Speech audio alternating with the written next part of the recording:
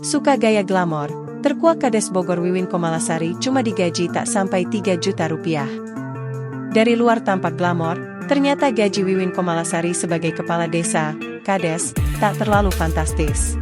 Seperti diketahui, baru-baru ini Kades Wiwin Komalasari viral setelah ikut demo di depan gedung DPR RI.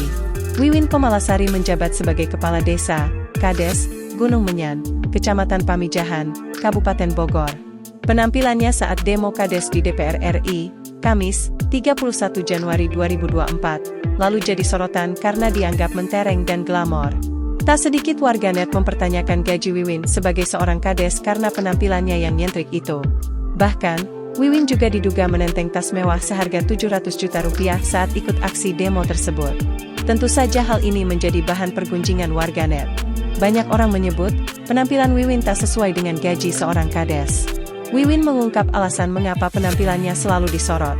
Menurut Wiwin, ia memang menyukai penampilan yang matching sudah sejak dulu.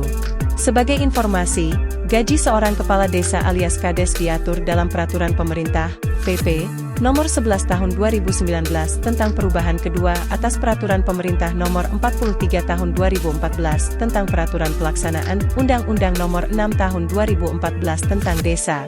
Berdasar PP tersebut, gaji kepala desa paling sedikit ialah 2,4 juta rupiah atau 120% dari gaji pokok PNS golongan 2A. Aturan ini tercantum dalam pasal 81 ayat 2 APP Nomor 11 2019.